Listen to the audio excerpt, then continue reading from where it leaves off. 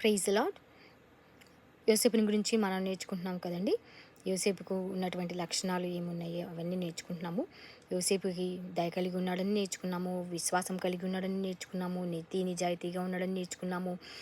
యోసేపు కష్టకాలంలో దేవునిపై ఆధారపడి ఉన్నాడని, ఆశ కలిగి ఉన్నాడని, దేవుడు ఇచ్చే మేలులు కోసం ఆయన వేచి ఎంతో ఓపికతోటి ఎదురు చూశాడని, ఆ ఆశీర్వాదాలు పొందుకునేంత వరకు కూడా దేవునితోటి ఉన్నాడని మనం నేర్చుకున్నాం ఇప్పటివరకు. ఇంకొక లక్షణం ఏమున్నది అంటే, దేవుడు అతనికి ఇచ్చినటువంటి తలాంతు ఏమైతే ఉన్నదో, ఏంటి ఆయనకి ఇచ్చినటువంటి తలాంతు అంటే కళలు కళలు కనేవాడు. అలాగే కళలకి అర్థం చెప్పే వరం కూడా దేవుడు అతనికి ఇచ్చాడనమాట యోసేపుకి.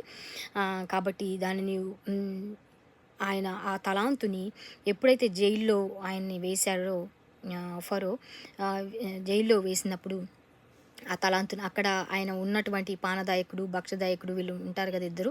వాళ్ళిద్దరికీ కళలకి అర్థం చెప్పాడు. వాళ్ళకి వచ్చిన కళలకి ఏంటి అర్థం అన్నది ఆయన వివరించాడు. కాబట్టి ఆ కళలు వాళ్ళ జీవితాలలో నెరవేర్చబడ్డాయి.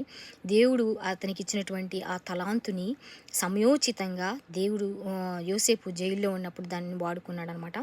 అలాగే మనం కూడా మనకి ఎన్నో తలాంతులు ఉంటాయి. మనకి దేవుడు ప్రతి ఒక్కరికి ఏమీ రాని మనిషి ఎవరో ఉండరు.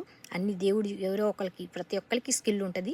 అది మనం పాటలు పాడేదైనా, వాద్యాలు వాయించేదైనా, వాక్యం చెప్పేదే అయినా, అలాగే వంటలు చర్చిలో మన సంఘంలో మనం వెళ్ళే చర్చిలో అయినా, సహవాసంలో అయినా వంటలు వండేదైనా, అలాగే క్లీనింగ్ చేసేదైనా, మన ఉద్యోగాలలో మనం కొంతమంది అంటే పనులు చేస్తూ ఉంటారు కదా, క్లీనింగ్ చేసే పనులైనా ఏదైనా సరే, మనం వంట చేసే పని అయినా, అలాగే ఆర్థిక సహాయం చేసేదైనా, ఏదేమైనా సరే మనం వెళ్ళే సంఘాలలో కానీ వాటిలలో మనం చేసేది ఏదైనా సరే అది దేవుని దృష్టికి తక్కువ కాదు.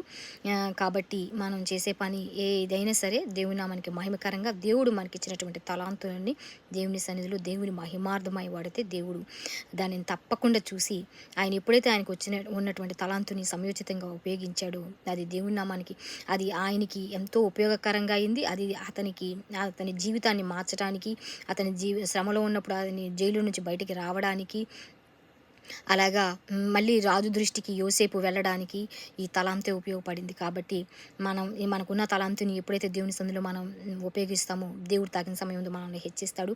అలాగే మనం ఏదైనా సమస్యలో ఉన్నప్పుడు దేవుడు మనకి సమయోచితంగా సహాయం చేసి దేవుడు మన ఆ శ్రమలోంచి విడుదల చేస్తాడు. అలాగే దేవుని మనకు కలిగిన తలాంతుని కూడా దేవుని నామానికి మహిమార్థమే వాడదాం.